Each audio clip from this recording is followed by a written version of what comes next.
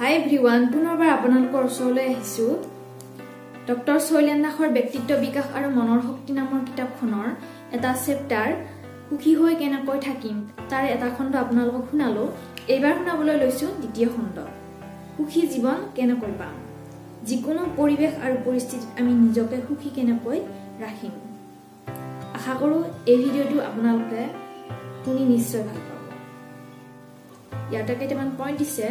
First পইণ্টটো হৈছে খং ত্যাগ কৰক। খং কিমান ক্ষতিকাৰক আমি সেয়া জানো। খং এক প্ৰবৃত্তি। খং নথকা মানুহ এই পৃথিৱীত নাই, কিন্তু আমি নিজৰ পঞ্চইন্দ্ৰিয়ক নিয়ন্ত্ৰণ কৰি নিজৰ জ্ঞান গৰিমা বৃদ্ধি কৰি খঙক নিয়ন্ত্ৰণ কৰিব পাৰোঁ অথবা দমন কৰিব পাৰোঁ। খং আৰু জুই প্ৰায় একেই, অলপতে সকলো শেষ কৰি দিব পাৰে। খঙৰ বাবে বহুদিনীয়া ভাল সম্পৰ্ক, বন্ধুত্ব আদি ভাঙি যায়। এবাৰ কোনো কাৰণত খং কৰি উঠিলে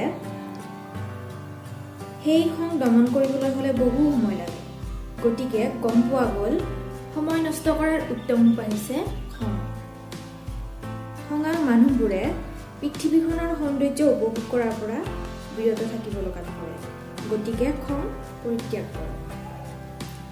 তাৰ নেক্সট পইণ্টটো হৈছে সম্পৰ্কবোৰ ভালকৈ ৰাখিব জানিব লাগে।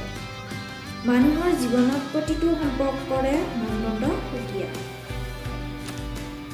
সম্পৰ্ক এটা গঢ়োতে যিমান সময় যায়, ভাঙোতে কিন্তু অলপতে ভাঙিব পাৰি। আমাৰ জীৱনত যিমান দুখ আহে, অধিকাংশই সম্পৰ্ক ভাঙি যোৱাৰ ফলত সৃষ্টি হোৱা দুখ। এগৰাকী ভাল ব্যক্তিত্বৰ লোকে সম্পৰ্ক গঢ়োতে কোনো কাৰণতে স্বাৰ্থ লুকাই নাৰাখে। সকলোৰে লগত স্বাৰ্থবিহীনভাৱে সম্পৰ্ক ভালদৰে ৰক্ষা কৰে। সকলো ভাল সম্পৰ্কই বিচৰা বস্তুটো হৈছে সময় আৰু সন্মান।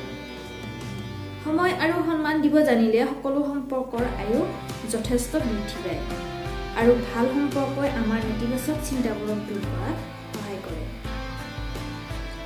দিনটোৰ আৰম্ভণি যদি আমাৰ ভাল লগা কাৰোবাৰ লগত হোৱা কথা বাৰ্তাৰে আৰম্ভ হয়, তেন্তে দিনটোৰ বাবে আমাৰ মনটো ভাল লাগি থাকে। মন ভাল লাগি থাকিলে মগজু সক্ৰিয় হয়।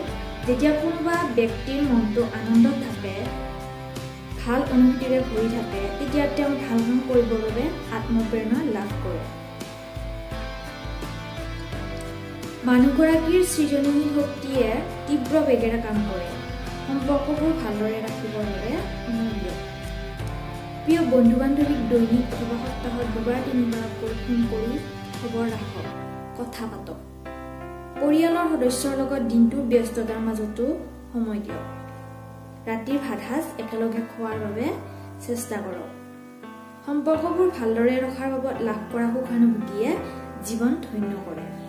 থাৰ্ড পইণ্টটো, অনুভৱ কৰক আপুনি ভালদৰে জীয়াই আছে। আপোনাৰ ব্যক্তিত্বৰ আকৰ্ষণ তেতিয়াহে বাঢ়িব যেতিয়া আপোনাৰ হৃদয়ত সুখানুভূতি থাকিব।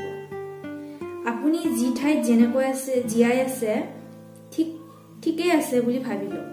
বিশ্বাস কৰি লওক যিখিনি পাইছে সেয়াই ভাল আৰু যথেষ্ট বুলি বিশ্বাস কৰি ৰাখক।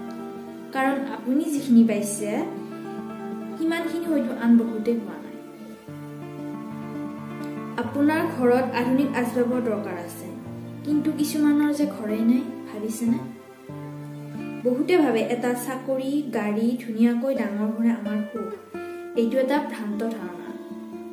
আমি যে সুস্বাস্থ্যৰে জীয়াই আছো, পৰিয়ালৰ বন্ধু বান্ধৱীৰ লগত ভালকৈ বন্ধুত্ব স্থাপন কৰি শান্তিত আছো, সেইটো অনুভৱ মনত পেলাই জীয়াই থাকিলে আমাৰ চৌপাশ সদায় ভাল লাগিব। দুখন হাত, দুখন ভৰি, নাকৰ সৈতে আপোনাৰ যে ভাল এটা স্বাস্থ্য আছে, শৰীৰ আছে, তাক জানো অনুভৱ কৰিব পাৰিছে? আমাৰ হাতত থকাখিনি ইতিমধ্যে আমি পোৱাখিনিক লৈ জীয়াই থকা লোকৰ সংখ্যা কম। বাহ্যিক সৌন্দৰ্য আৰু বস্তুবাদী চিন্তাধাৰাই আমাক বৰ বেছিকৈ আকৰ্ষণ কৰে আৰু আমিও বাহ্যিক সৌন্দৰ্যৰ প্ৰতি অতিকৈ আগ্ৰহী। গাড়ীখনে আপোনাক আৰাম দিব পাৰে, কিন্তু সুখ দিব নোৱাৰে। সুখ শান্তি আপোনাৰ চিন্তা আৰু আপুনি কৰা কাম কাজৰ ওপৰত বিচাৰি যাওক। যিবোৰ মানুহ অসুখী, আত্মসন্তুষ্টি কম, তেওঁলোকে জীৱনত সুখ অনুভৱ কৰিব নোৱাৰে। সুখত থাকক, শান্তিত থাকক, জীয়াই থাকি ভাল লাগিব। ফ'ৰ্থ পইণ্টটো, জীৱনসংগী নিৰ্বাচনত সতৰ্ক হওক। আগৰ দিনত বিবাহ আৰু আজিৰ সমাজ ব্যৱস্থাৰ বিবাহৰ মাজত যথেষ্ট পাৰ্থক্য আছে। পাৰ্থক্য থকাটোৱেই স্বাভাৱিক। সময়ৰ বাবে এই পাৰ্থক্য হোৱাটো স্বাভাৱিক। জীৱনৰ বহুখিনি সুখ নিৰ্ভৰ কৰে জীৱনসংগীৰ ওপৰত। ক'ৰবাত পঢ়া এষাৰ কথা মনত পৰে, যদি বেগাই খোজকাঢ়িবলৈ ইচ্ছা আছে অকলে খোজকাঢ়া, আৰু যদি বহুদূৰ খোজকাঢ়িব ইচ্ছা আছে তেন্তে এগৰাকী সংগী লোৱা। জীৱন যাত্ৰাত এই সংগীগৰাকীৰ প্ৰভাৱ বহুত বেছি। জীৱনটোৰ সুখ দুখ খলাবনাবোৰক অতিক্ৰম কৰি গৈ থাকিবৰ বাবে এই সংগীগৰাকীৰ বাৰুকৈ প্ৰয়োজন। জীৱন সংগীগৰাকীয়ে আমাক জীৱন সংগ্ৰামত যুঁজিবৰ বাবে প্ৰেৰণা দিয়ে। বেয়া দিনবোৰ ভাললৈ ৰূপান্তৰিত কৰাৰ বাবে সাহস দিয়ে। সৃজনীশীল শক্তিক আগুৱাই নিবৰ বাবে সদায় সহায় কৰে। এটা ভাল বুজাবুজিৰ দ্বাৰা সংসাৰৰ উঠা নমা সকলো অতিক্ৰম কৰি জীৱনটোক সংসাৰখন ধুনীয়া কৰি তোলে এই জীৱনসংগীটোৱে।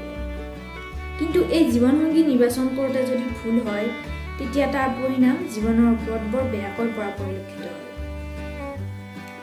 যিগৰাকী ব্যক্তিৰ লগত গোটেই জীৱন কটোৱাৰ কথা ভবা হয় সেই সম্পৰ্কটোত বিশ্বাসৰ প্ৰয়োজন, সন্মানৰ প্ৰয়োজন। যদি দুজন ব্যক্তিৰ মাজত বুজাবুজি বিশ্বাস আৰু সন্মান নাথাকে তেন্তে দুয়ো জীৱনৰ ৰাস্তাত আগবাঢ়িব কেনেকৈ? 5.2 সৰু সৰু কামৰ বাবে সময় উলিয়াব লাগিব। পৃথিৱী বিখ্যাত হোৱা ব্যক্তিবোৰে ডাঙৰ কাম কৰিব বুলি কোনো কাম আৰম্ভ কৰা নাছিল। তেওঁলোকে সৰু সৰু কামবিলাক খুব পৰিপাটিকৈ কৰি গৈছিল আৰু সেই কামবিলাক গৈ গৈ এদিন ডাঙৰ কামৰ ৰূপ লৈছিল। সমাজে পৃথিৱীয়ে এই কামবোৰক এদিন স্বীকৃতি দিছিল। গতিকে ডাঙৰ কাম কৰি পৃথিৱী বিখ্যাত হোৱাৰ ধাৰণাটো এৰি সৰু সৰু কামবোৰ অন্তৰৰ পৰা কৰি যোৱাটো ভাল। এয়া ব্যৱসায়িক অথবা পেছাদাৰী কামৰ বাবে প্ৰযোজ্য। কিন্তু জীৱনত সুখী হ'বলৈ সৰু সৰু কামবিলাক সুখ আনন্দ লাভ কৰিব লাগে।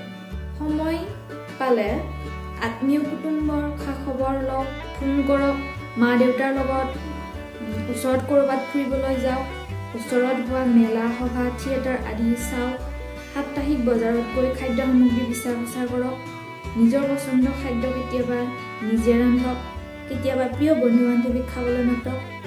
বহুতে এই কামবোৰ ভৱিষ্যতলৈ সাঁচি থয়। কিন্তু দৈনন্দিন জীৱনত এই কামবোৰ কৰাৰ অভ্যাস কৰিব পাৰিলে জীৱনটো সুখেৰে ভৰিব। লাষ্ট মই ভাল গান শুনা আৰু কিতাপ পঢ়াৰ অভ্যাস গঢ়ি তোলা ভাল। ইয়াত ভাল শব্দটো গান আৰু কিতাপৰ আগত ব্যৱহাৰ কৰা হৈছে। গান আৰু কিতাপ এই পৃথিৱীত বহু আছে, কিন্তু আমাৰ মানসিক পুষ্টিৰ বাবে ভাল গান আৰু ভাল কিতাপৰহে প্ৰয়োজন। দিনটোৰ আৰম্ভণি ভাল আৰু নিজ পচন্দৰ সংগীতেৰে আৰম্ভ কৰিব পাৰি। গাড়ী চলাই অফিচ কাছাৰীলৈ যাওঁতে আহোঁতে ভাল সংগীত শুনাৰ অভ্যাস কৰিলে দৈনন্দিন জীৱনত কাম কাজৰ অৱসাদ দূৰ হ'ব। সপ্তাহত এখন ভাল কিতাপ কিনা আৰু পঢ়াৰ অভ্যাস গঢ়ি তুলিব পাৰি। বেগত অথবা গাড়ীত এখন কিতাপ ৰখাৰ অভ্যাস গঢ়ি তোলক।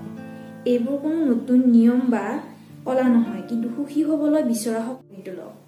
এইবোৰ কোনো নতুন নিয়ম বা কলা নহয়, কিন্তু সুখী হ'বলৈ বিচৰা সকলোৰে বাবে এই কথাবোৰ খুব দৰকাৰ আৰু প্ৰয়োজন।